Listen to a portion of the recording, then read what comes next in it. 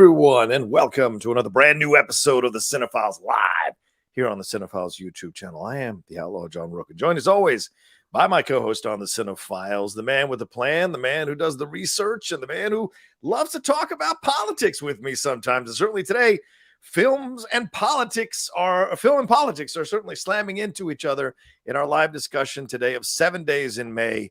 And fail-safe here, the great Steve Morris. How are you, Steve? I am good. How are you? I honestly, I'm still a little bit freaked out. I watched Failsafe for the first time in my life yesterday. Wow. It was a lot of a movie. So, but I'm good. Yeah. Okay. Yeah, we're going to talk about Failsafe and 7 Days in May, as I just mentioned earlier. Steve and I have been talking about these movies for quite some time. We finally kind of hammered it down that we would do it in this month, in February of 2023. And it just happened to kind of coincide with a lot of stuff that's been happening over the last few months. We talk about, Putin and Russia and the Ukrainian battle there.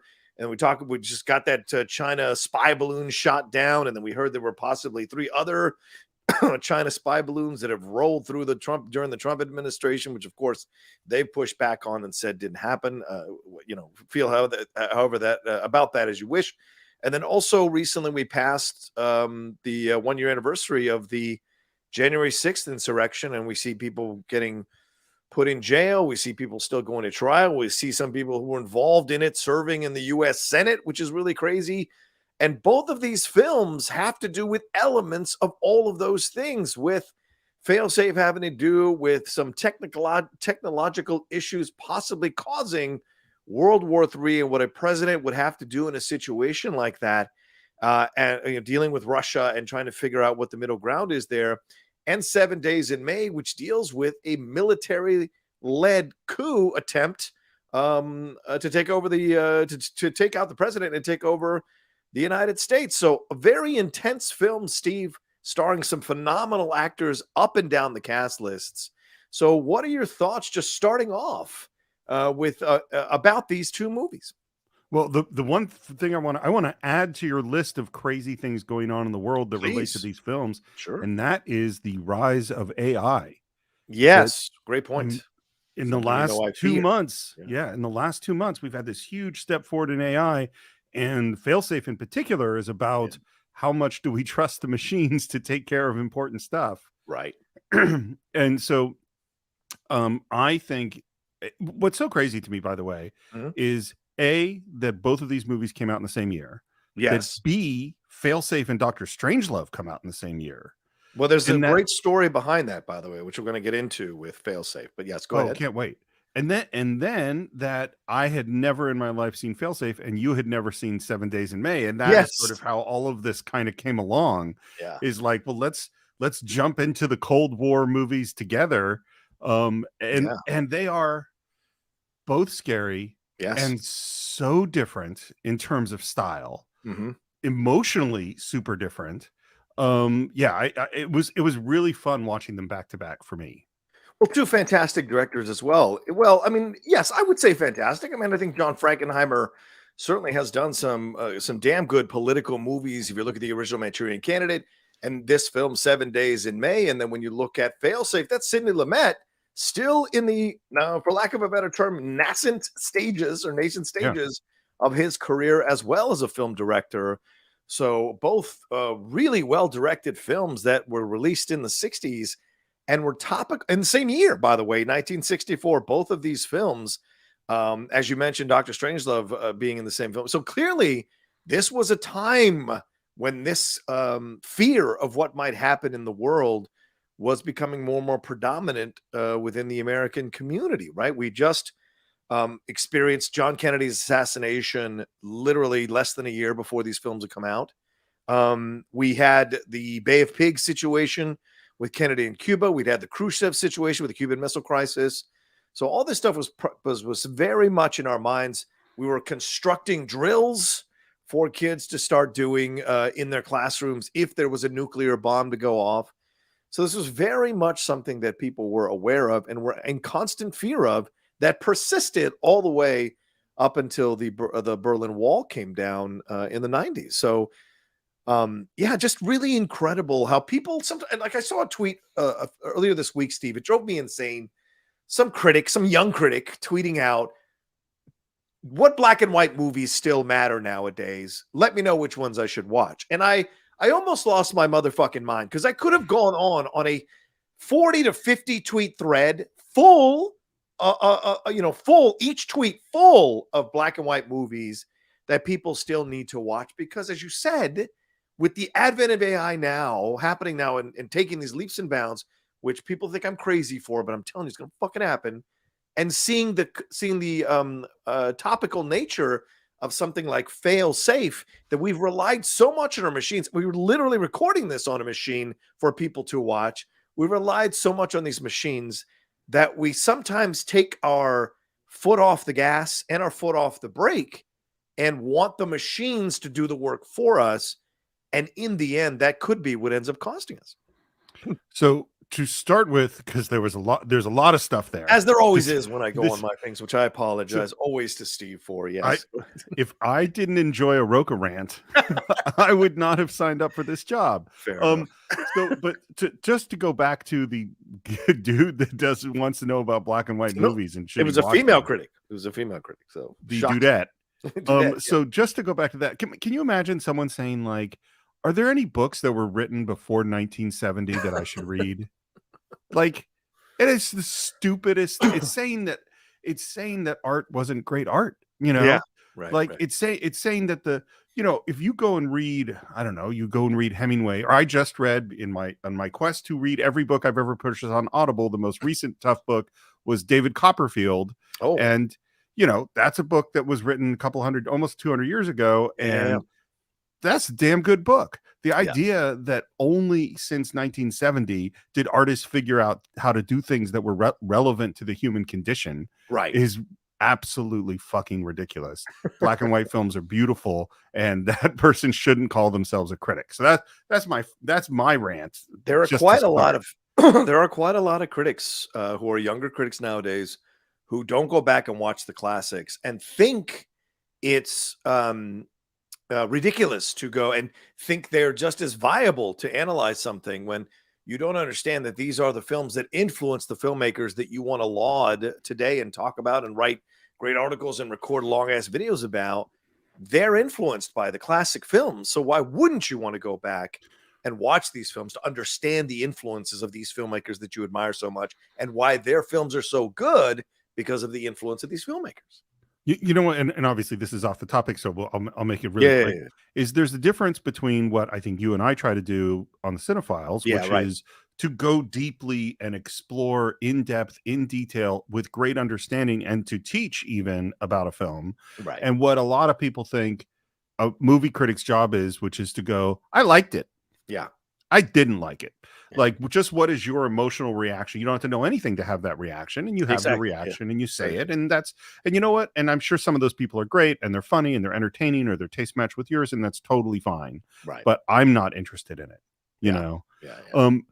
As far as these films, it is what, particularly like if we're starting with failsafe, is like the thing to remember, those bombs still exist, man. Yeah, they're still there. Like you and I grew up in the world of the Cold War. I'm sure you saw bomb shelters. I'm sure you 100%. did the drills and all that stuff.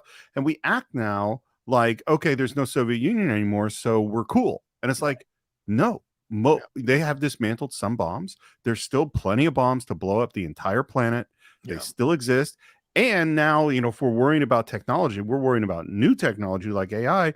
This is all 50-year-old technology that's been sitting there, so the chances of something breaking down go up and up. So there's still real good reasons to be scared of this. Yeah, absolutely. And I think we should say this about the film, because some of you may be joining us who haven't seen Failsafe or 7 Days in May, which is totally fine. And we're going to spoil it, not ruin it, spoil it. So if that is an issue for you, we apologize ahead of time. But if you want to keep listening and watching, we appreciate that very much. But basically the premise of Failsafe is there's these drills that are run by the American government there, with having these fighters who mobilize and run these kind of training drills, Well, under the watchful eye of the military there back on American soil, they receive a signal, and then there's some Russian radio communication interference that doesn't allow them to rescind the signal, because the signal essentially indicates that these fighter pilots should go forward and attack Moscow with nuclear weapons. And so it becomes a race against time to try to pull the fighters back within the military, and the president, who's played so well by Henry Fonda, who is trying to communicate with the Russian leader there to get him to understand what is happening. And we see so many things occurring within this movie that I think is genius. It's not just let's stop the bombers from destroying Moscow. It's military versus military, the hawkish versus the more level-headed military people. It is people within the government wondering what is the right choice. Do we kill American pilots or do we not kill American servicemen?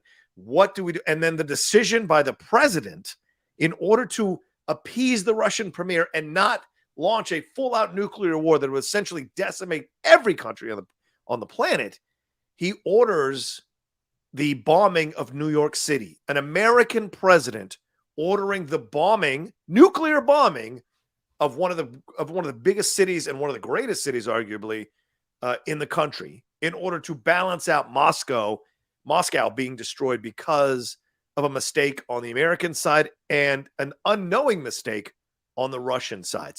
So much is explored throughout this movie that I think is just fascinating to look at. And when you watch it nowadays, is quite believable that could happen, as you mentioned, Steve, earlier about AI and technology. So I want to start at the end, because and this is a first on the Cine-Files. Yeah. This is the first time that I do kind of feel bad about spoiling that ending, because even though it's a 60-year-old movie and I warned them. But I gotta tell you, I didn't know that was going to happen. It was unspoiled for me. And the fact that you get there just when they bring up the idea, because what we're talking about here is, because it's just like Strangelove, which I've seen many times, which is the president's calling the Russian premier to tell them that this horrible thing is happening and trying to convince the premier, to believe them. And unlike Strangelove, the premier is not drunk, and it's all happening in sober earnest.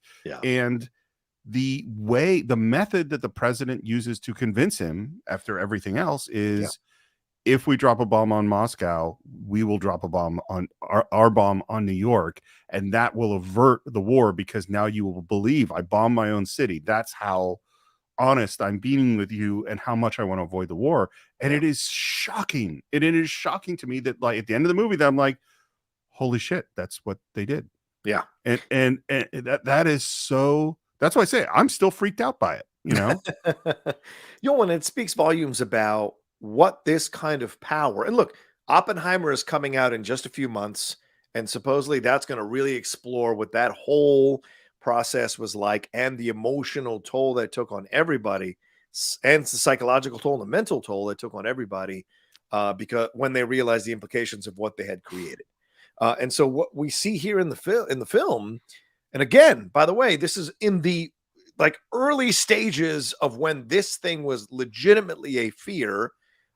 Nuclear war was legitimately a fear throughout the 60s and that time. And so what you've got here, though, is the exploration of what having that kind of power does to people and elicits from people, both in the military and on the civilian side of things. Because you need to mention Walter Matthau, who does a really incredible job as that scientist in the movie, who is not a military guy. He's a civilian, but in his mind, he thinks we need to be even more hawkish, which is incredible, even more more warlike, more warmongering in our approach to the Russians, right? Let them die, as Kirk once said about the Klingons. He's essentially that kind of point of view. And he uses how the Jewish people were abused by the Nazis as an example. And he's called out by the other military guys like, this is incredible that you're a civilian and you're more hawkish than I am as a military man, because he sees it as a show of strength. And when he hears that the president wants to bomb bomb New York, his own people, that is one of the greatest quiet no's I've ever heard in my entire life in any of the films. And Walter Matthau does an excellent job of showcasing how this kind of intelligentsia can remove the empathy you need to feel of the fact that millions of people or hundreds of thousands of people will die as a result of a nuclear attack. So first of all, this is a Matthau I had never seen. Yes, like, agreed. Because I'm used to, older Matthau. I'm used to Odd Couple Matthau. I'm used to quirky character actor Matthau. This guy was chillingly calm. Yeah. And it's funny. This is something we talked about when we did Strangelove, which is this isn't bullshit. This kind of person.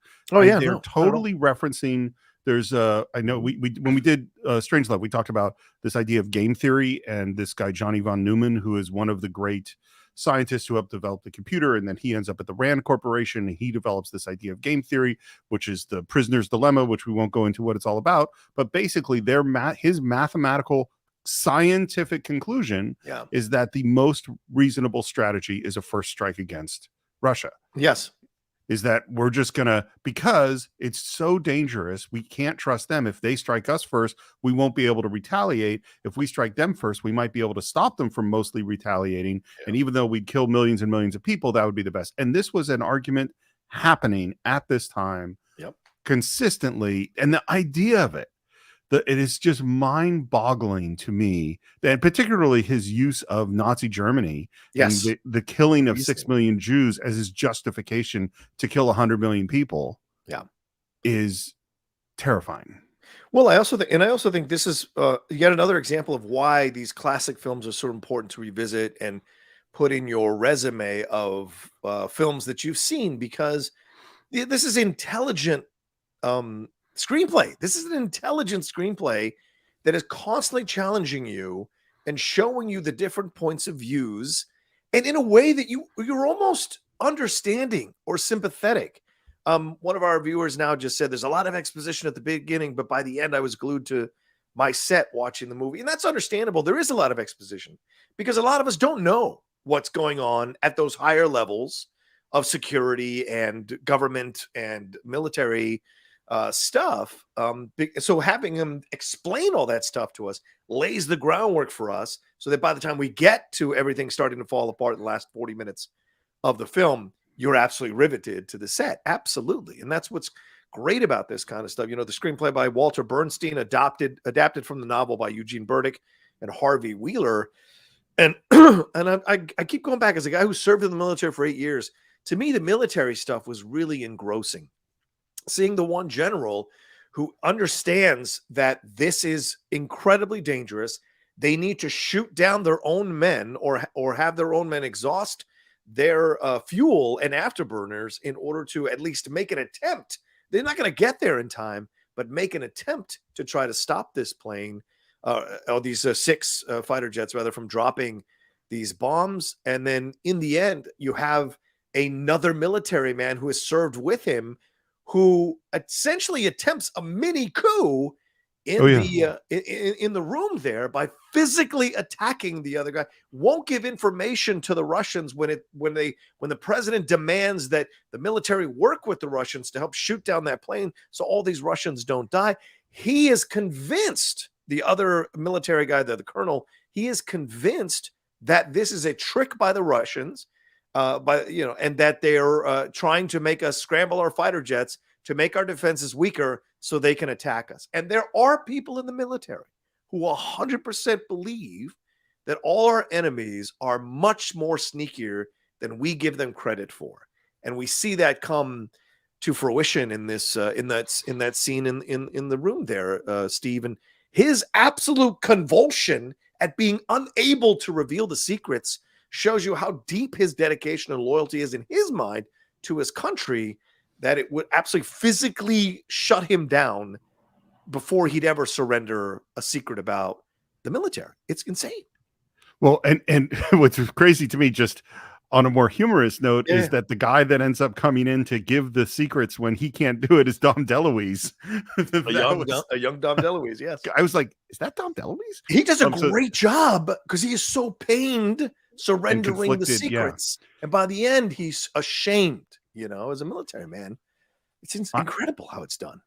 I found that totally convincing because this is happening really fast. Yes. And for someone, and of course, there's going to be someone in the military who is absolutely going, this is life and death shit, and literally the end of New York City. So the idea that someone would stand up to fight back against some of the things that are happening makes perfect sense. Right. I also think that it was so interesting that we go and see his family life briefly and how messed up it is. At the beginning of the movie, and that's right. Yes, with his parents.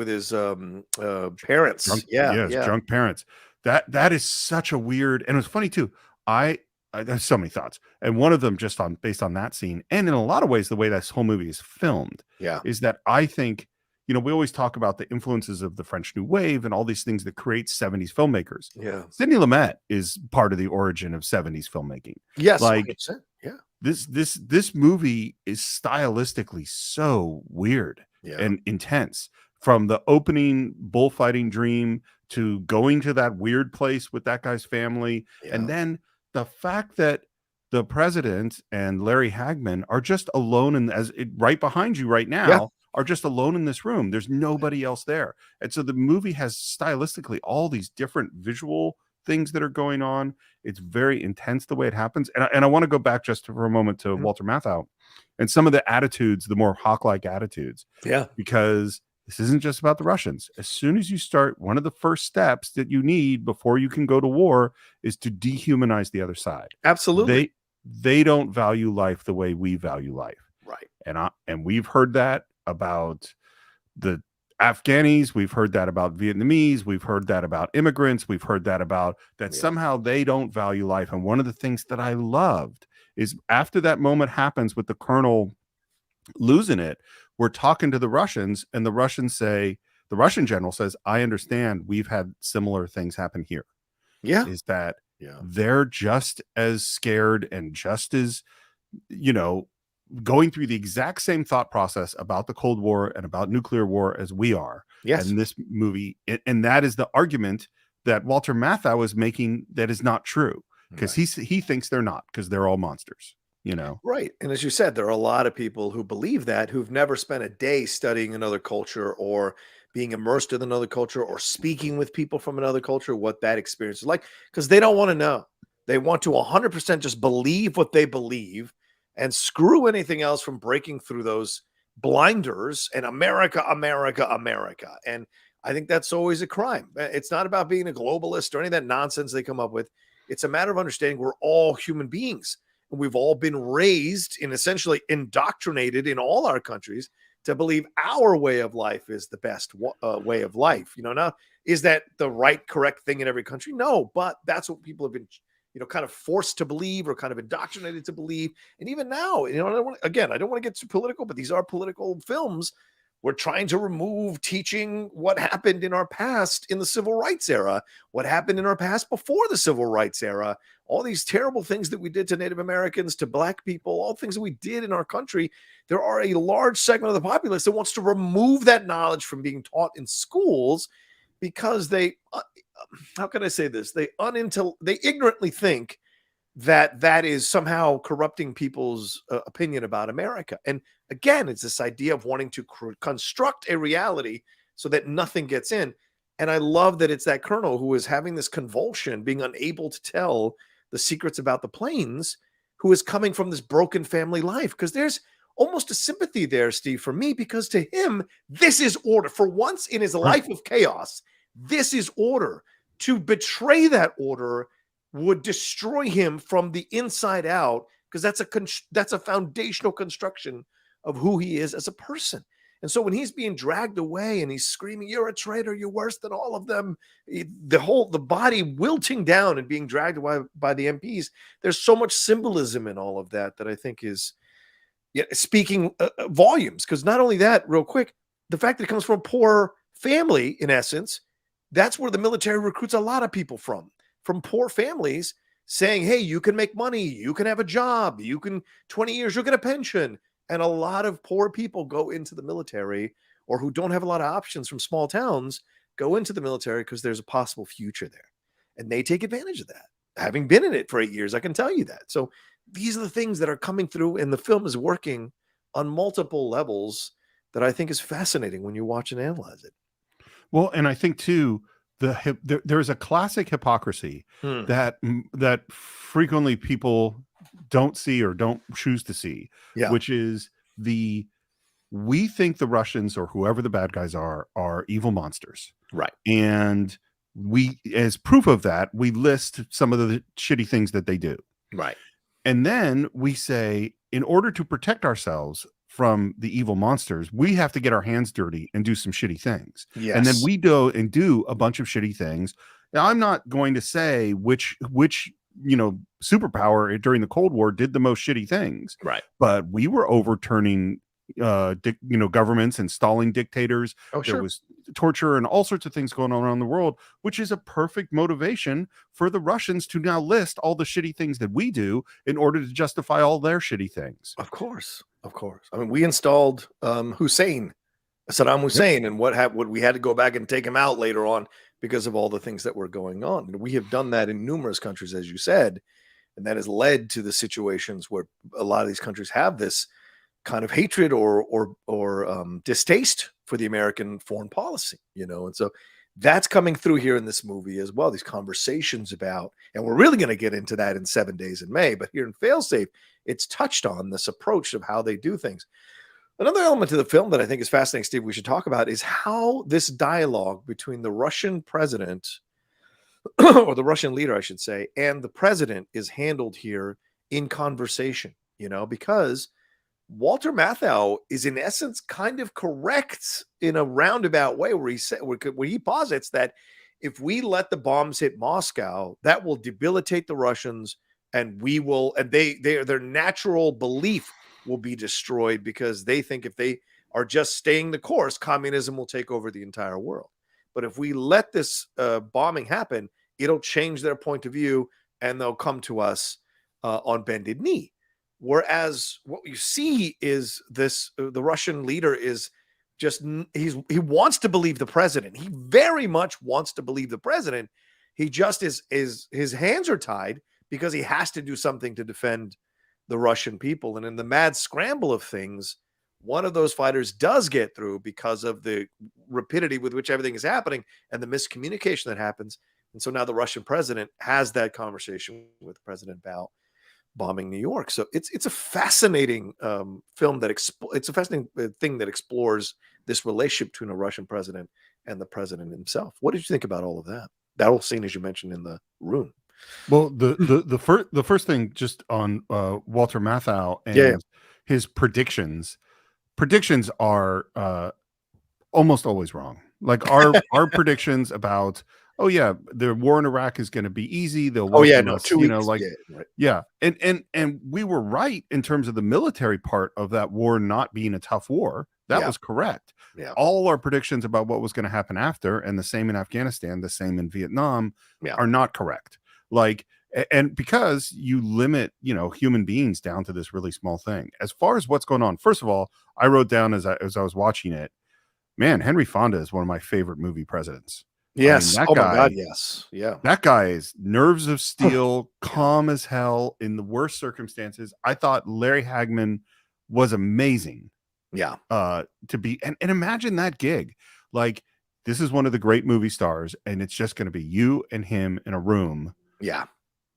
That's a lot. And I think one of the things I really loved was him saying to Buck, Larry Hagman's character, you're the translator. You need to listen to every nuance of their expression because I won't know. And you're going to hear if they're stressed, if they're lying, if they're afraid, if they're, I thought that was a really interesting idea.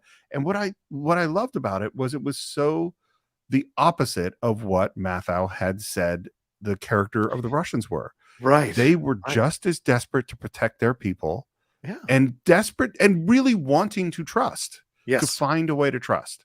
I think, I know it's cheesy, but I have such a strong memory of when the Sting song, If the Russians Love Their Children Too, came out. And to me, that was the whole thing, of like, these are people, nobody wants nuclear war, and that we felt compelled to just build and build and build all these bombs. Yeah. I mean, humans there is no guarantee we're surviving forever. you know, and creating a whole bunch of ways for us all to kill ourselves. It's really dumb. Yeah, and that's that's the thing that I think is spoken about so well in the movie. What this power, the responsibility of this power, the responsibility of what this means. Do you know what I'm saying? They're having that conversation, and doesn't Walter Matthau say, "Well, you should speak to the civilians from all these different places that have been bombed during World War II, you know, to think what they think about it." And he says something really interesting. He says something when he talks about, we're not going to speak about Nagasaki or Hiroshima because that's World War III type situation. So he's talking about the future will be this. What you saw, that's just a taste of what we think the future World War III will be like. And it's been what everyone's been afraid of. You know, we've heard World War III being bandied about ever since the Russia versus Ukraine battle started a few months ago.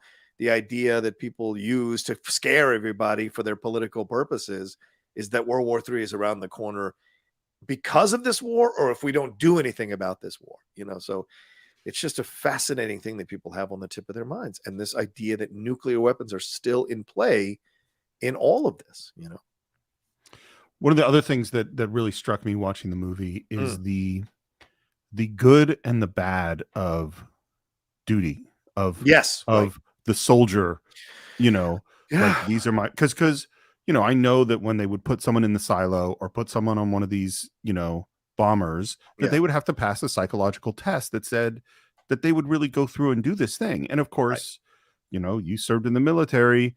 Following orders is a big part of serving in the military. You want your soldiers to follow orders. 100%. And yet in this moment, that honorable captain, following his orders, Captain is Black killing.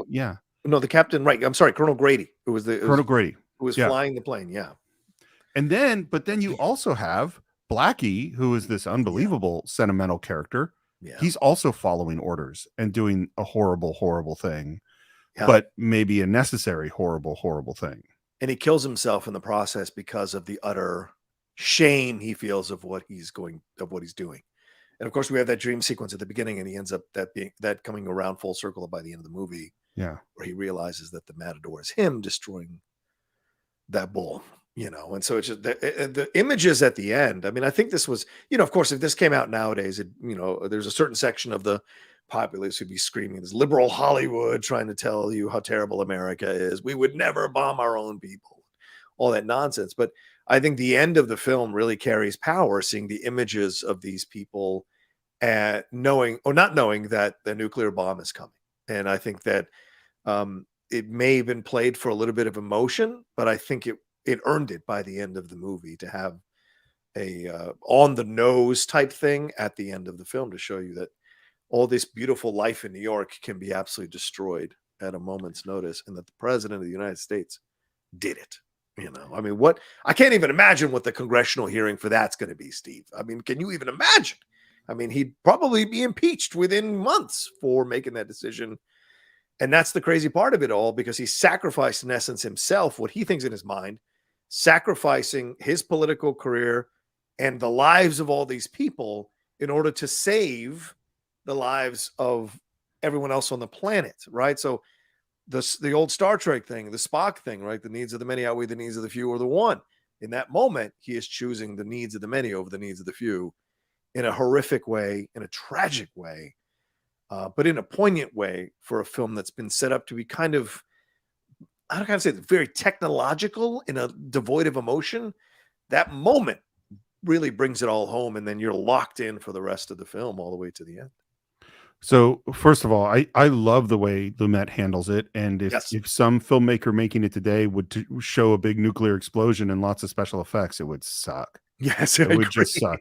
I also think it's so funny because we talk about, again, that it's the 70s films where you see the effects of the French New Wave. Yeah. I think you see the French New Wave in both 7 Days in May and Failsafe. Yeah, I think both films are influenced by that in different ways. That sequence of kind of stills at the end is one of the French New Wavy sort of moments for me. Great point. Yes, you're right.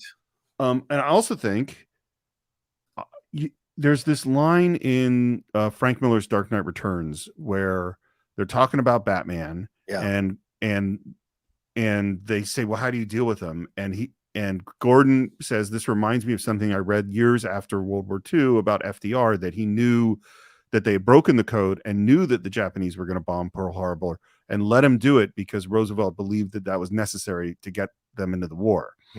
And this person talking to Gordon says, well, what did you think about that? And he said, I went round and round and finally decided it was just too big. He's too big. And that was his metaphor for Batman. I can't make a moral judgment. That's how I felt about the end of Failsafe. Yeah. Like the end of Failsafe, when first he suggests the idea, I'm like, holy shit, you can't do that. And then when the movie is heading, I'm like, holy shit, they're really going to do that. Yeah.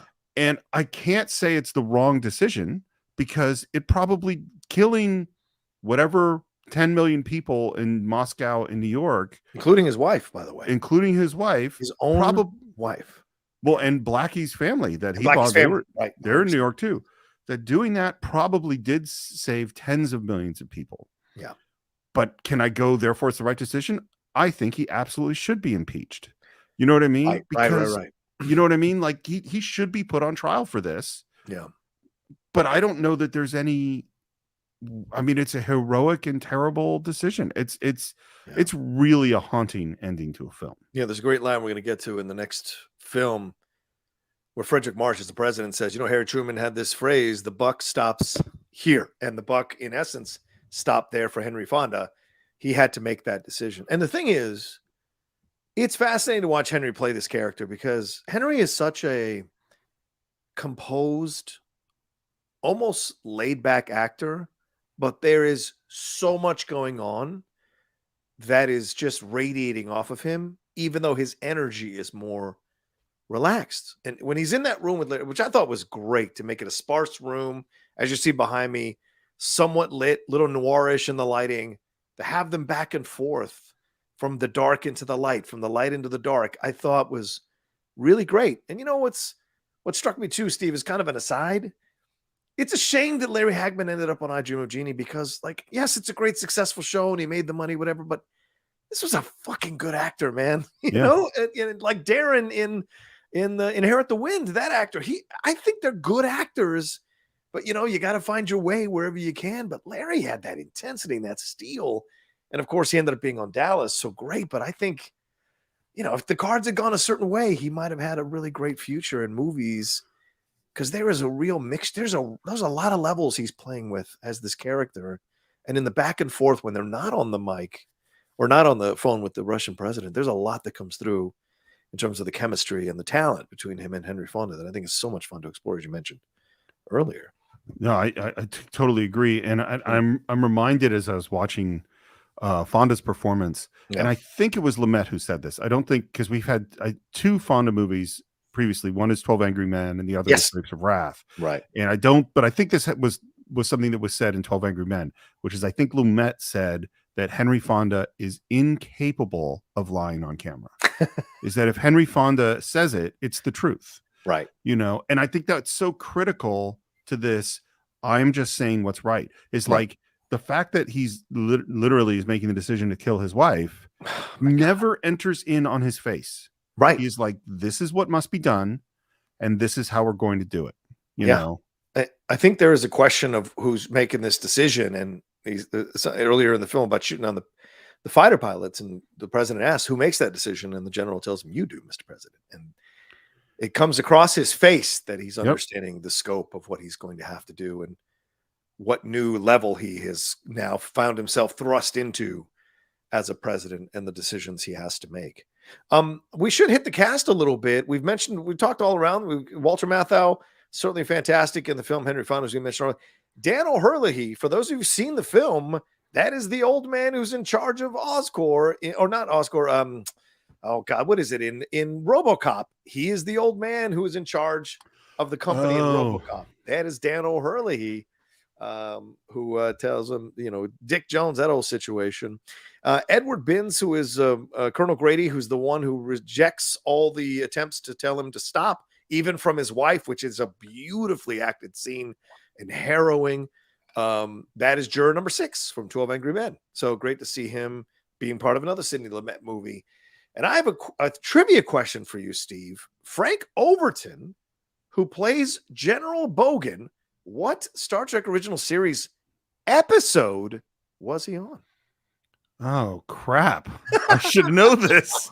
I don't know. And the name is totally familiar, and I'm going to kick myself when you say this. You just did a whole podcast breaking down the original series, so I thought you might have it on the tip of your tongue.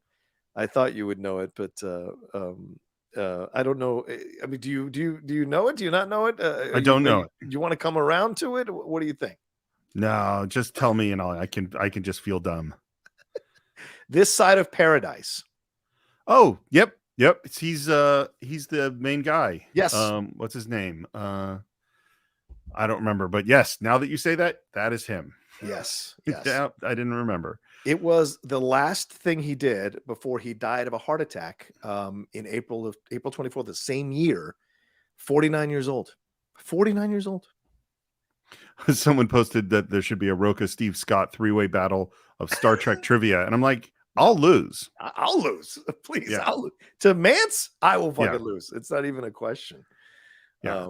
So it was a great bunch of oh, and also the secretary, who was the bald, smaller secretary, is Caesar Rodney from 1776. Thought that's who that was. Yeah, William Hanson. And of course, we talked about Larry Hagman already. And for those of you who are Dukes of Hazzard fans, if you've seen Failsafe, the bald senator with the glasses, that is Sorrel Book, who plays Boss Hogg in the congressman in the glasses, who they try to kick out of the room, and he's like, you can't get me home to my family in time, and I got nowhere else to go if it's going to all fall apart, so I'm staying in the damn room. That is Boss Hogg from the Dukes of Hazzard. And as Steve mentioned, the sergeant there, Dom DeLuise, coming in to give the information. So any final words on this one, Steve, before we move on to 7 Days in May? Anything I didn't hit that you want to touch on, or anything else we should discuss? I would say two things. Okay. One is that I love this, just again, going back to should we watch old movies, is that this is a thrilling, exciting movie that is about something. That makes you think and forces you to, and this is obviously about serious stuff. I also think it's interesting that when Kubrick tried to make a serious movie about nuclear war, they just kept laughing, which is why Strangelove went from being a serious film, which is what it was originally going to be, to a comedy. Yeah. And I think that it's so interesting, as the ends of the movie are so similar in a weird way, is that at the end of Strangelove, you go like, man, aren't humans are just stupid. We are too stupid to live. Like that's... And at the end of Failsafe, I was just shocked and in pain, and you know what? I think we did, part of why we did this was we really wanted to get to them. There's no question Failsafe can be a full Cine-Files movie someday, because at some point down, sure. It certainly deserves it. Yeah, for sure. And a little bit of was that everything, Steve? Just want to make sure. That was everything. Okay. A little bit of background on the movie here. I know Steve usually handles this, but I'm gonna throw this in here. Failsafe and Dr. Strangelove were produced at the same time after the Cuban Missile Crisis. But Failsafe closely resembled Peter George's novel Red Alert, which is what Dr. Strangelove was based on. So Kubrick and Peter George filed a copyright infringement lawsuit against Failsafe. The case was settled out of court, and the result was that Columbia Pictures, which had financed and was distributing Dr. Strangelove, now had to buy Failsafe so that they could put it out and be in control of it. But that Dr. Strangelove had to come out first, and then months later you could drop Failsafe. So Hollywood, baby, Hollywood. I wonder what Lumet thought of Strangelove. Oh, I didn't look that up, actually. I'm sure he's got a comment or two about that for sure. But we shall see. We did get a Streamlab that came through here from Wayne Edwards. Wayne, thank you so much. What an incredible donation for us. He said, thank you so much for doing this. Failsafe is an excellent film, in my top 10. Wow. Yeah. I saw this film on a late Saturday night on CBS as a kid. Blew my mind. As powerful as the tension in the story is, it is buoyed by the humanity shown by the characters. Yeah, 100%. Steve, I hope we hit on that enough in the 45 minutes we've been discussing this. A lot of humanity in these characters as they're grappling with this thing, as you said, that is bigger than they can possibly conceive, other than the president having to make that decision. Absolutely. I 100% agree. Okay. There's one other scene I wanted to comment on, Oh, sure. just briefly, which is the weirdest scene to me in the movie, which is Walter Matthau in the car with the woman. Yeah. That is some weird stuff that's going on. I think it's meant to unsettle you, because he's aggressive. So a war hawk, it's meant to kind of underline the foundation of him, that he is ruthless and a bit of cold towards humanity. So therefore his theories and his predictions are based on the fact that he cannot make those normal kind of human connections. At least that's how I took that scene, other than the sexism and the and to me, uncomfortable level of physical violence, so to speak, that occurs between him and the woman. it is really an odd scene. And to me, it's like she is clearly, or the implication seems to be that she is turned on by the idea of nuclear war. Yes. Like and that what's interesting is that he toys with her isn't the right word exactly, but it seems like he is enjoying that turn on from her up to a certain point, and then just coldly rejects her. Yeah. It is a weird, and it's funny because, and maybe this is a good segue into 7 Days in May. Really, both these movies take a while to get going. You know, they're kind of laying a lot of groundwork, giving you a lot of information. You're kind of going, why am I with this person and why am I watching this thing? And then they both, for me, all click together. Yeah. At a very specific moment. Understood. Yeah, absolutely agree with you. JMB says, hey, Steve, Rocha, Sterling Jones says the Streamlabs don't seem to be working at the moment. You guys always do such wonderful work. Thanks for the live show. Well, Wayne Edwards got through, so it is working. I'm not sure why it wouldn't be working. So I'm sorry, Sterling, if you're not getting through, maybe there's an issue with what you're using, what card you're using, or how you're doing it. I'm not sure. But if your stuff does get through, let us know, and I will absolutely read it when I see it. So Sterling, I had been meaning to talk to you about your credit rating, and there's actually some the IRS has contacted the Cine-Files and don't put that out in the universe. Anyway, all right, well, do you want to take a quick break for the podcast situation, or are we good to just move on to the next thing? We can say, and now we're going to take a short break, which we almost never say things like that, but now we're going to take a short break. Yeah, well, now we're going to take a short break, and we'll be back to talk about 7 Days in May right after this. Should I be like Shannon and go and sing a song? Like, no, I think we're a little more of an elevated podcast. We don't need to be doing that kind of stuff. That's true. Let's jump into this next film here. 7 Days in May. This one, as we said, also coming out in 1964. This one directed by John Frankenheimer, based on the novel from Fletcher Neville and Charles W. Bailey II. And this one, screenplay by Rod Serling. Yes, Twilight Zone's Rod Serling. Pretty incredible. This one stars Burt Lancaster, Kirk Douglas, Ava Gardner near the tail end of her career, a great Frederick March, Edmund O'Brien, Martin Balsam, Andrew Dugan, Hugh Marlowe, Whit Bissell, and Richard Anderson, who some of you may know as the Colonel from the $6 Million Man, who's in this as well. So a lot to get into with this movie. Steve, your overall thoughts. This is the one that you had seen, right? A number of times. So please, you take it away on this one. I've always liked it. What's so funny is it has nowhere near the intensity of Failsafe.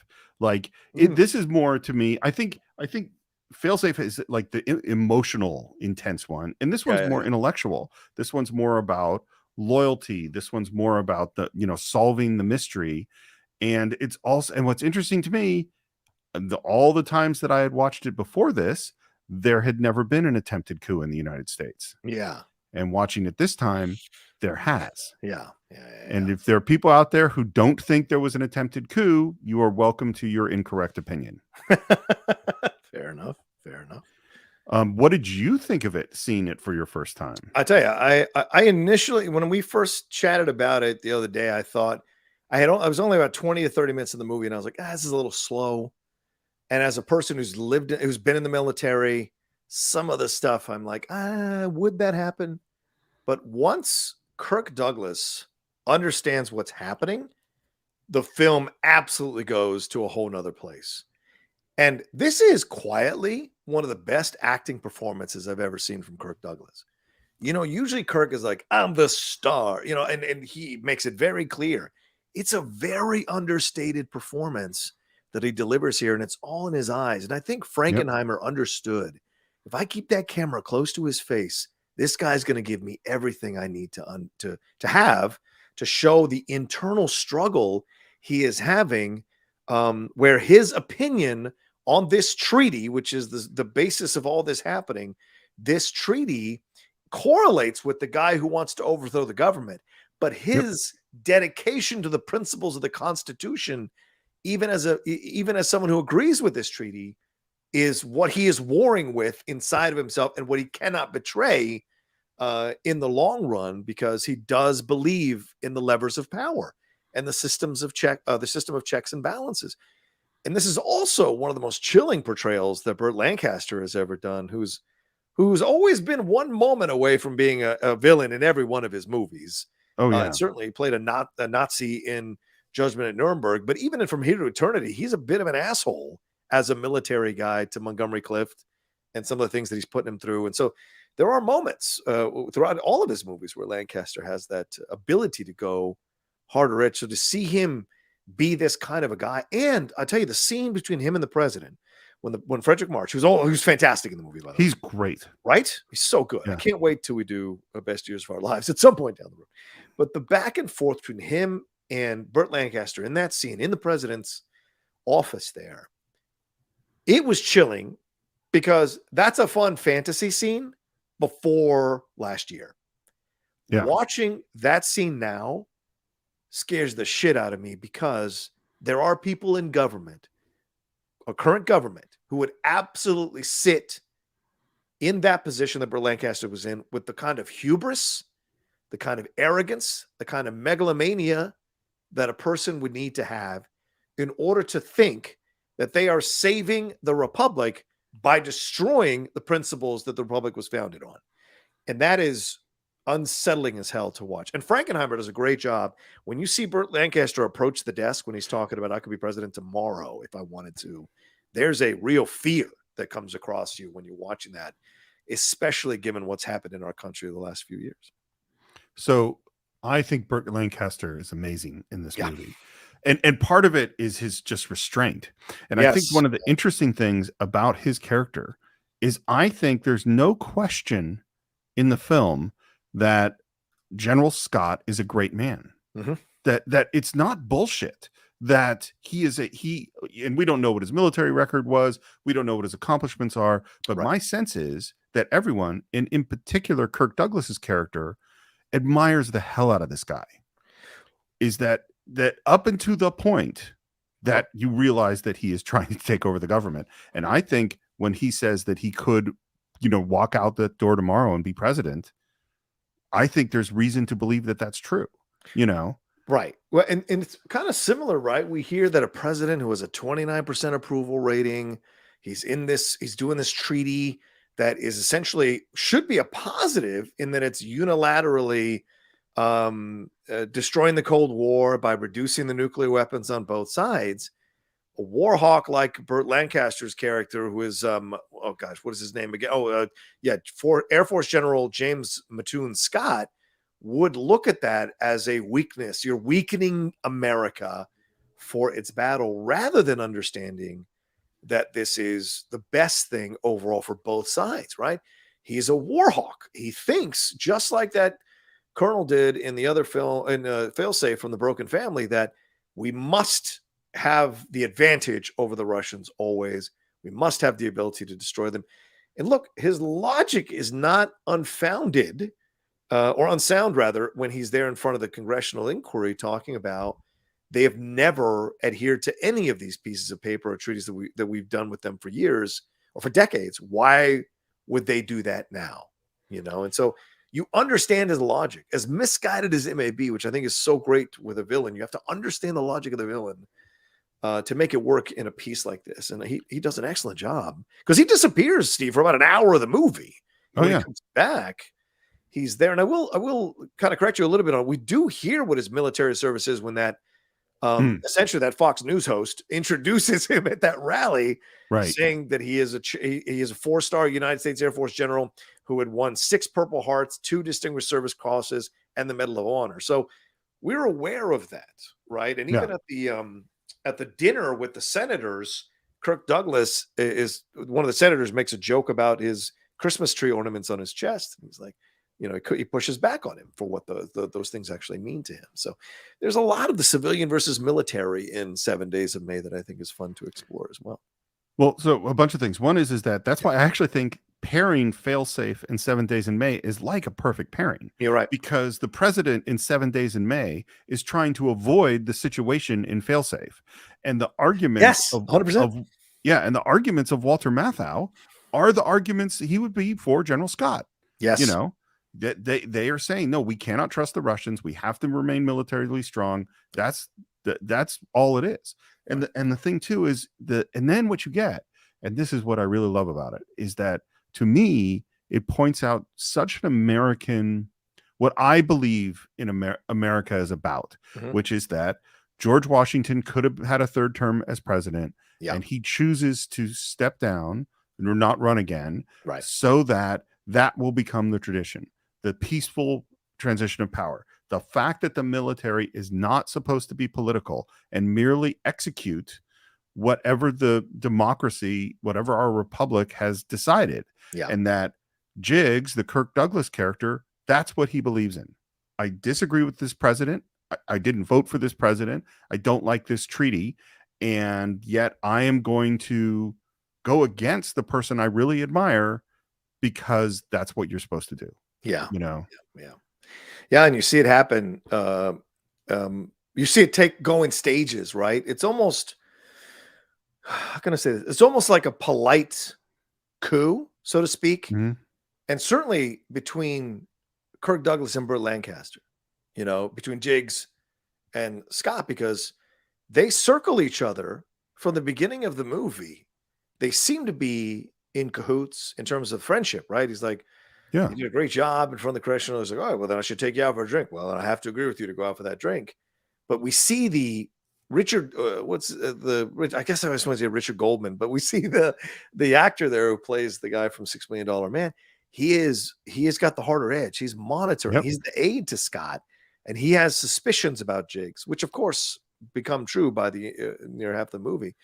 But he is trying to keep Jiggs separated from Scott or not as connected. And it's ironically, that's what ends up leading to what it leads to down the road with Jiggs figuring out what's going on. I do think it's a little implausible that someone would write a whole detail down and just crumple it up and leave it on the desk.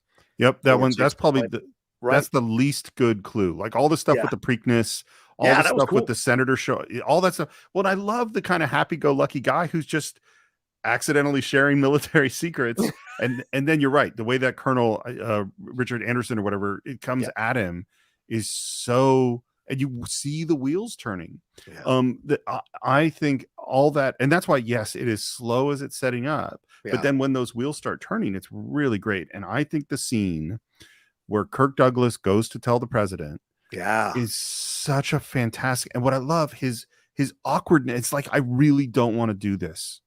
I don't want to say the thing I have to say out loud, and the slow build to it. And what's so interesting, so in that scene, and I remember this, I think from Frankenheimer's commentary track, is that he staged it always in triangles, so that there's always Kirk Douglas at the point of a triangle, and the triangle's moving around him because he wanted all that focus to always be on him. And that what he didn't do was, there's no dolly moves in the show, in that scene, and there's no real close-ups until they force him to actually say there's going to be that General Scott is going to attempt a coup, and then the camera just pushes right in on his face as he turns into camera, and it's just like, that's when the movie like clicks, you know what I mean? Like, was like, oh shit. What did you think of the Ava Gardner plot line? Wow, interesting, because obviously knowing Ava through her film roles, and then also through her torrid relationship with Frank Sinatra, being a huge Sinatra fan, she was an interesting element of the movie, because I guess when you're writing a script, you're like, okay, I'm going to have this character and there's going to be a little flirtation, and then we're going to revisit that like, I don't know, an hour later, hour and a half later, and it's going to be an integral part of the movie. Who do I cast to really play levels in the interactions right off the bat, so that when we see them interact later on in the film, we've done the foundational work of establishing that this is a relationship that has been happening for a while between them as friends. They've known each other for a while. They've known each other, yeah. Right. So then when you see them in her apartment and he is essentially trying to get information from her, it's clumsy and it's awkward when he tries to kiss her and it's like weird that he would use that route or go that tactic. But something bigger is at play, which is the overthrowing of the United States government. So there is this impetus to try the tactics. And then when she calls him out and then reveals all the stuff that she reveals, I think it's a great performance from her. Kind of like Judy Garland in Nuremberg. It's a fantastic performance. And this is why you cast a legendary actress like this who will come in and understand the drama. And I imagine she's probably relished the idea of being able to come in and play something like this this late in her career. So here's my question for you, since it was your first time watching the movie. Yeah. Is Jigs actually attracted to her character? No, I don't think so. I think when he kisses her, I think when he comes close to her, I think he's still, and this is my interpretation, right? I think he's still figuring out the tactics to use, and he is using what he can in those moments. I don't think it's a usage in a negative way, although some people might see it that way, and I can totally understand that. I think it's a guy who's trying to figure out what tactic to use as a military guy to achieve the objective. And he's initially using the kissing thing. She resists. Then he comes up next to her. And then eventually the opening up happens between both of them, So what's weird to me about it is, and I think as I've thought about it a lot, I think it's weird in a way that makes the movie so much better, which is that Kirk Douglas's character is his whole motivation is, I'm going to do the right thing. I'm going to follow the rules rather than do what I believe in terms of this treaty, which would be to support General Scott. Instead, I'm going to follow the rules. And then the situation is so serious that in order to follow the rules, I have to do this totally dishonorable, underhanded thing. Yeah. So there's like a double reversal in there. And my interpretation watching it this time, I think he always liked her, was always attracted to her. Oh, okay. And that makes it sort of a triple betrayal, because it's a betrayal of himself and his own possible hopes with her. I think it is a really interesting part of the film. Yeah. And I think Ava Gardner is great in the role. And really great. Yeah, he almost Lancaster almost wasn't in the movie, by the way. Because him and Frankenheimer had issues during the Birdman of Alcatraz. And this film was produced with Kirk Douglas's production company. Right. So kind of interesting that he didn't take the lead role. Well, I guess he did in a way, right? Because, I mean, although Lancaster is the one initiating the coup and in charge of the coup and doing all these things, it's Jigs who's trying to solve the mystery in all of this, right? He's the central character, but for me, in a lot of ways, this is an ensemble movie. Yeah, good point. Because we go off. I mean, we have to talk about Senator Ray Clark, Edmund O'Brien. The great Edmund O'Brien, for those of you who remember White Heat. He is the lead in White Heat who betrays James Cagney in the film. That is him. He is. I love him in this movie. Oh, it's great. The Southern accent, all of it. So good.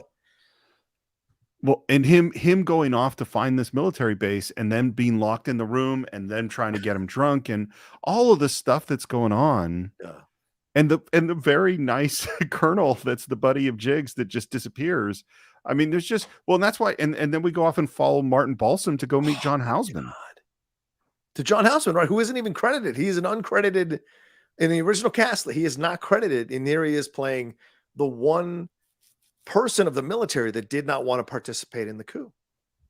Well, and I think based on just his performance and what we know, I think he chickened out. I think he was going to participate and everyone expected him to. And that's why when he doesn't put in his Preakness bet, it's a shock, Are you saying that a vice president who doesn't overturn the electoral results because he doesn't see that it will actually work out? Are you saying that can happen in a coup? Is that what you're saying?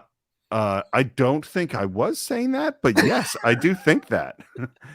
I mean, what's so funny, by the way, is the General Scott had a much better plan for a coup than January 6th. That was not a good plan. Yeah, I don't think that was ever going to work. Fair enough, but it was scary.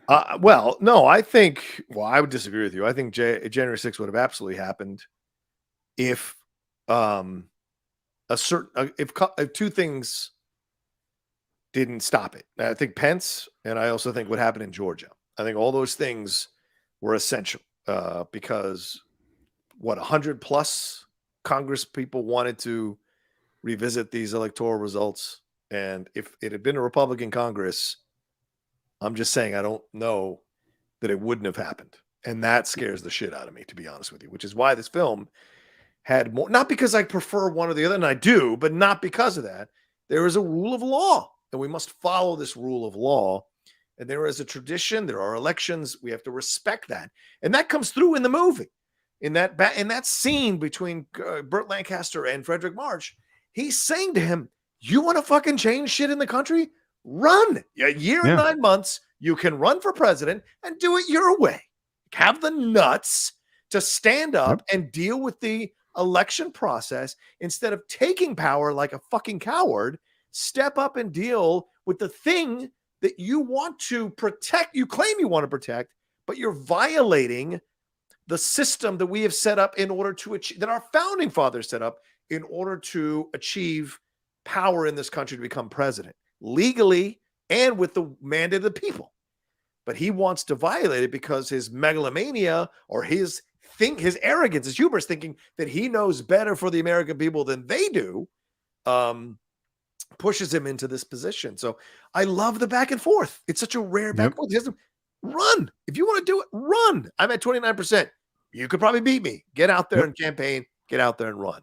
But he wants to take the easy way out by just taking power. Well, that's why I think what's so interesting about these two movies is how 7 Days in May they both have ideas. Obviously, they both have emotional moments, but 7 Days has that intellectual element of that scene of discussing the politics without the major threat of like, we're about to all die, which Failsafe has that emotional wallop. I also think, just back to January 6th, I think we were chillingly close in terms of the number of people that were willing to vote for false elections. Yeah. What I don't think was a good plan was the riot. Like sending a bunch of crazies into the Capitol didn't help to make that happen. I don't think they anticipated that. And I think that's the big thing that happened that removed the possible ability to complete the coup, because then you turn the public sentiment against that by seeing a bunch of unstable people storming a Capitol and defecating and on it, or putting their feet on the desk, or threatening the lives of these people with zip ties and weapons and guns and all these kinds of things. Yeah, if that riot doesn't happen, there's a very real possibility that we have a whole nother situation on our hands. Maybe. I think one of the reasons that General James McToon Scott, I like how they continually repeat his three names. Yeah. Look, there's no secret that I'm not a fan of Donald Trump. And so the fact that I'm about to say terrible things about him is because I think he's a terrible fucking person. Fair enough. One of the things about him is that he is not a planner. He does not execute things well. Yeah. And he never has in his businesses. He's never executed things well. And that he didn't really have a plan for overthrowing our government whereas I think McToon Scott did, that's one thing. And I have to, I see some comments that I have to disagree with, because JMB divides us into two sides, one that cares and one that doesn't care. And that's what I was talking about when we were talking about Failsafe. Yeah. Is that just entirely demonizing another group of people, even though I strongly disagree with them, is exactly what the problem is that Walter Matthau has in Failsafe for me. Yeah, and I think both sides have bad faith actors. And I'm not saying both sides are equal, but I do think I don't think so. Yeah. Yeah. But certainly on one side, there are people in power who certainly push an ideology or want to stay in power by speaking positively about someone who tried to overthrow the United States government. So I understand that. But there were Republicans in the most recent thing, when they were trying to oust people from those committees, who were vocal about what a terrible precedent this is setting. And that every when the Democrats get back, they're going to kick out Republicans from committees. There's a precedent that's being set. There was no reason to kick out those people from those committees other than political backlash, right? Yep. There were reasons to kick those Republicans out of the committees 4 years ago because of the things that they were doing and the things that they were saying that were so detrimental, so it's just very, very two different things. But there are bad faith actors on both sides. It's just a matter of like who's really about the direction, the vision of the country, and who's about forcing the people to accept a way forward for the country. And I think that's where you find the battles within this movie going on between the Burt Lancaster crew and the people on the other side. And I like that Jiggs is this guy in the middle. That's so essential, Steve. It's what you're talking about. We have to find our way back to the middle because Jiggs agrees with the treaty, but he does not agree with Scott trying to take over the government in order to stop this treaty and enact his point of view. And I love what the president says to Scott at the end of their meeting. He says, how quickly do you think the Russians would attack us if you performed a military coup and turned this into a military-led country? They would attack us within hours, days, certainly weeks. And I think there's great logic in that. But Scott is so driven to just stop this treaty from happening and convey power that he doesn't think about the long-term implications of the decisions that he's making here. And I'm really surprised that other members of the military who are going to go along with this, other members of the Joint Chiefs of Staff who are going to go along with this, also didn't consider what the future would be, because, sorry. No, nothing to be sorry about. What this is what I mean. Like we're so bad at prediction. You just go, oh, well, I think that this treaty is wrong, therefore I'll take all the government and not think through all the stuff that might happen. Exactly. Back to January 6th briefly, the what I will say too is like, if all your news sources and your favorite leaders tell you there had already been a coup in the United States, the election was stolen, and therefore those things seem justified, because that's based on their belief system. That doesn't mean that they're evil, horrible monsters. That means they've been consistently lied to and believed the lies, because how else would they, that's how you find out information. So they believed a bunch of stuff that wasn't true. It is really, really hard when one side doesn't play by the rules to be Jiggs and keep playing by the rules. It gets really, really tough. So we're in tough situations today. Those are the heroic people, the people who are in a position to stop something from happening, even if they're going to turn over people who are in their own gang, their own crew, like Jiggs going to the president behind Scott's back. And this is the chairman of the Joint Chiefs of Staff, by the way. That's huge, to tell the president that he thinks. And the thing, you mentioned the scene. It's so great, Steve, because even the president is like, will you use English words for fuck's sake? Stop copping out on this. Tell me what you really think is happening.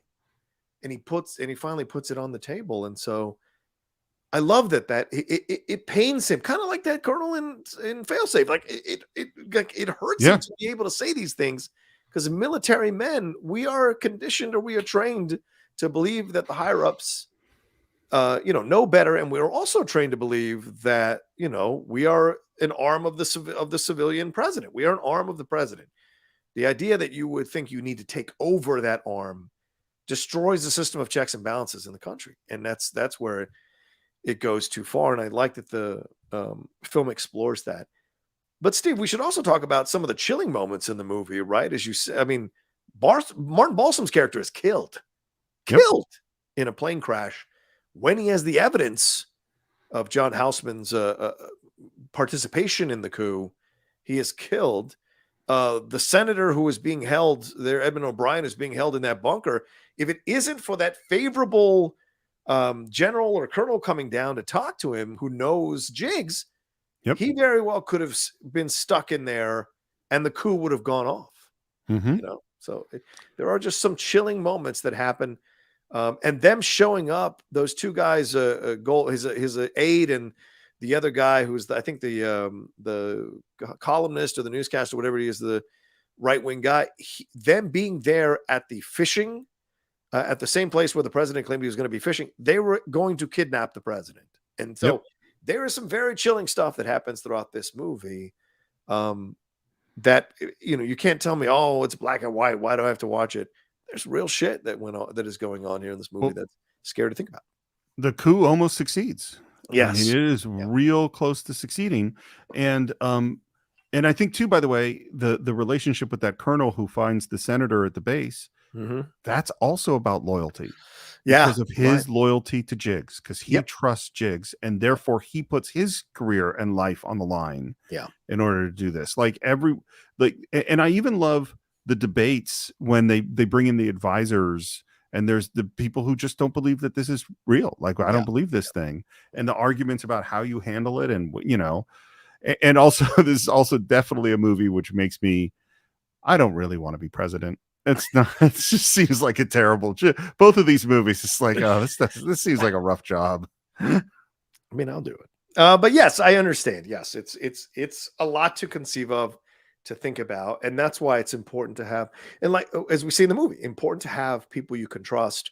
When this coup thing starts to go down and the plan starts to get revealed to the president, Frederick March, who, as we both said, did a wonderful job in the movie, pulls people that only he can trust into this circle and sends them out on separate missions to try to get evidence about this kind of stuff, So, and we see in the movie, a senator is involved in this coup, and 3 members of the military that lead the military are involved in this coup as well. So it's scary. And then at the end, as you said, it almost happens, but at the end they resign, which undercuts the power that Scott has, and he eventually acquiesces. But he initially tells the president, no way they'll resign.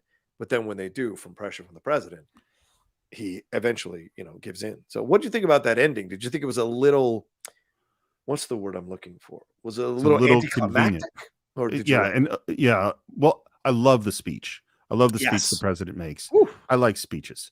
And I think Rod Serling does a great job writing it. I like that a lot. The fact that he doesn't use the blackmail material, I always am like, it surprises me that they succeed. It feels a little convenient that they actually do succeed in the end. But I do really like it. And I also was thinking that, this is a movie that's, the Vietnam War is just getting started. Yes. Kennedy was assassinated. The counterculture hasn't really risen up yet. And we're pre-Watergate. And it's like, oh, this is a movie with these 2 movies have 2 admirable presidents. Yeah. Like presidents that are honorable, that care about America, that are desperately trying to do the right thing. And I don't know that we see that many presidents like that. Maybe on Air Force One, but like most of our images of politics post Watergate are more negative. Yeah, there are a lot of people from a certain generation who believe the country's never recovered from the Kennedy assassination. That was our chance to be, the shining, what do they say? The shining kingdom on the hill, or whatever they say. Yeah, the shining city on the hill, right? And we lost it. Now, accurate or not, that's up to you in your analysis of his presidency and how did he adhere to the things that he said he was going to do. But, his philandering and what have you. But there were many people who believe that. And I think a lot of people felt like Obama was the next closest thing. Some people felt Clinton was, for sure.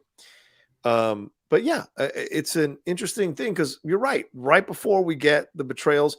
And look, I think it's very fascinating too, because a lot of people felt like the Kennedy thing, that conspiracy theory is still something people talk about. Oliver Stone did a whole movie about it, still ardently believes there was, in essence, a version of a coup there to put Lyndon Johnson in power, which I don't believe. But no, I don't either. Yeah, but like there were accusations, and certainly that was going on during the time that this film was going on. So the idea that a coup could occur in this country becomes something that was now in the pop culture mainstream as a possibility, because there were so many people talking about a possible conspiracy theory back then to kill President Kennedy, to put Johnson in charge and put the military back in charge and in control of the government.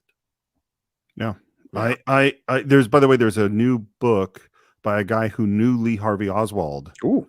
And was friends with him, and basically didn't tell anyone in his life. Like, he was interviewed by the Warren Commission and then kept it a secret because his whole family didn't want to be associated with that. Wow. And now I guess the guy's in his 70s or 80s, and he's finally written a book about Lee Harvey Oswald and what he knew about him. Yeah.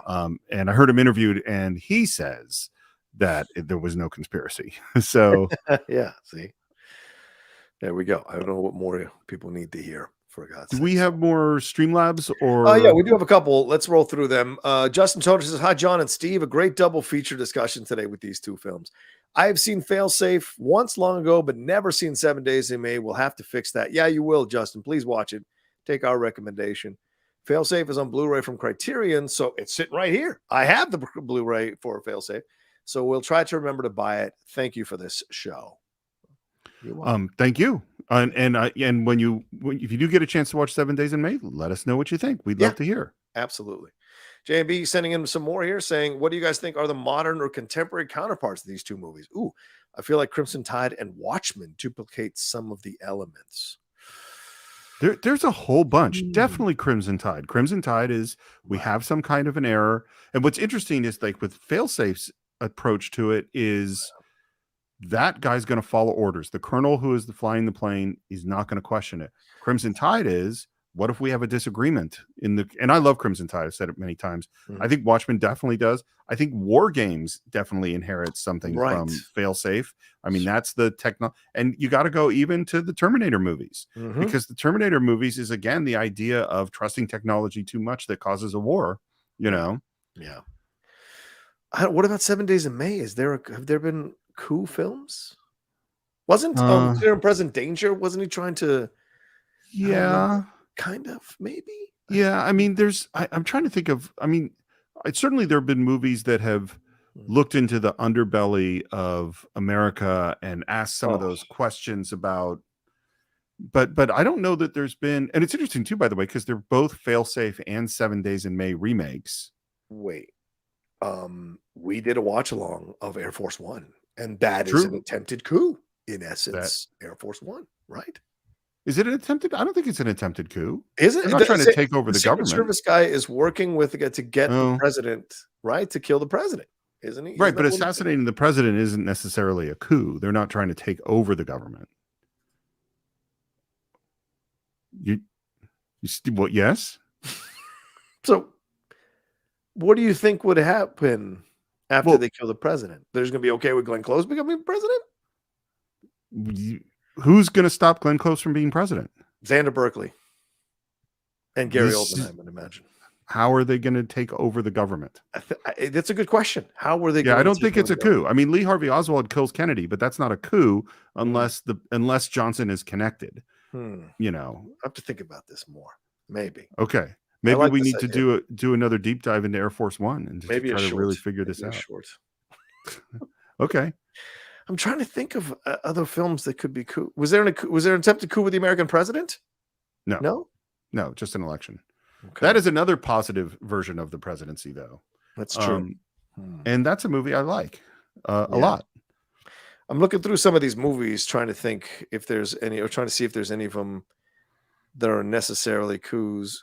But no, I guess not. Is Manchurian Candidate kind of a coup, or is they trying to set him up to take over the presidency down the road? That is definitely, because the president's going to get assassinated and this guy's going to become president. Yeah, that definitely is.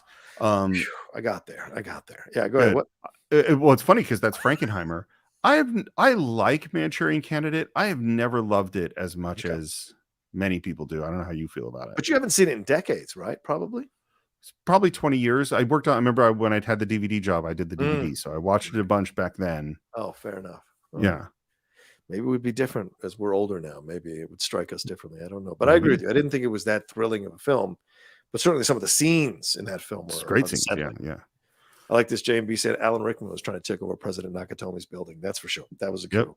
Absolutely. All right. Well, there we go. That's our discussion. I think an hour and a half is good enough on these. Steve, is there anything more you want to say on these? I just want there to be more stories like this. You know, these are the movies that Hollywood doesn't make. I would like to see more things like this that actually, but you know what? I'm going to say it even stronger. I think America needs more things like this because we actually should be engaging in the conversation about what does it mean to have a government? What does it mean to be loyal to the government? What does it mean to follow the rule of law? What is the responsibility of the military? How do we deal with technology that's rising, and how is it dangerous? These are important questions that we need to be asking, and we are not doing it in the film world right now. I agree. We need to stop being afraid of these subjects that we were so willing to talk about decades ago. Now, all of a sudden, we're afraid to bring this stuff up in movies. It needs to be brought up more, needs to be discussed more. We need to start making films like this more, because this is, it's important stuff that we need to be aware of, and the general public needs to be educated on as well. So yeah, it's important. And I just came up with a contemporary movie that does deal with this stuff that I can't believe neither of us thought about right away, which is Captain America: The Winter Soldier. Oh, right. Yes, Robert Redford's character trying to take over, the government. And Captain America being the person that's trying to follow the dream up against the forces that want to control the government. Yeah. And even a little shadiness with Nick Fury in that movie as well. Yeah. Yep. Well, I like this. Justin Toner saying White House Down was a coup attempt. All right. Yes, I forgot that one. Or Killmonger's coup in Black Panther. Sure. Yep. Absolutely.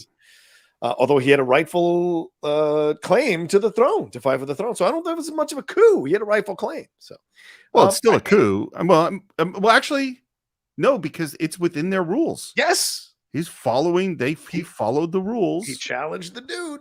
And the dude accepted the challenge. Not a coup. Not a coup. All right, let's get out of here. Thank you very much to everybody who joined us here today. We appreciate it.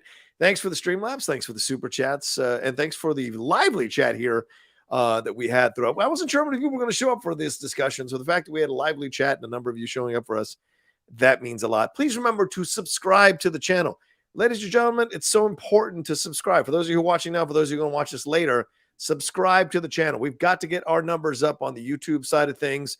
It's going to make us more attractive to jump to other levels in the progression of this show. So we can't encourage you all enough to please subscribe down below and hit that bell button, because Steve and I are kicking around the idea of doing much more content on YouTube. So just letting you know that it will be well worth your subscribe decision if you subscribe down below and hit that bell button. Hit a like on this video and leave a comment letting us know how we did and what you thought about this discussion, and if we missed anything on these two movies. Steve, what else do we have to tell them? Well, we could tell them that they can follow the Cine-Files at Cine_Files on Twitter, the Cine-Files podcast on Instagram. And while you subscribe to this YouTube channel and you like the show here, you should also go subscribe to us somewhere else like Apple Podcasts and leave a review on Apple Podcasts. You can support the show at patreon.com/the Cine-Files, where I believe in the next couple of days, maybe we are going to do a watch along. Should I announce what our watch along is? Sure, please. Our next watch along is one of my absolute favorites, and John's too, which is my favorite year. And it is a fantastic, wonderful look back at a very special era of TV with an amazing performance from Peter O'Toole. And we're going to be watching that in the next couple of days. I believe it's the $10 and above level that can get those watch alongs. So definitely check that out. And you can buy or stream 7 Days in May and Failsafe at cinephiles.net. Absolutely. Oh, and I still do a Star Trek show. We're doing the animated series, Enterprise Incidents with Scott and Steve. There you go. And one more thing, for those of you who are patrons, we are doing our second part 2 recording of Reservoir Dogs. So if you are at the $10 level and you haven't sent in your questions for Reservoir Dogs, do it before Tuesday, sometime in the afternoon, so that we might choose it to read during our discussion of Reservoir Dogs. So just letting you all know that is out there. As for me, you can follow me at The Rocha Says on Twitter, Instagram, and TikTok, The Outlaw Nation on Twitch, my own YouTube channel, youtube.com/John Rocha Says, and my other podcasts, The Geek Buddies, The Hot Mic, and Top 10 for as long as it's around for another 2 or 3 weeks. We'll be fine. All right, we're out of here. Thank you all so much. We appreciate it madly. Y'all take care of yourselves. Have a great Sunday, and we'll talk to you next time with another brand new episode of the Cine-Files. Peace.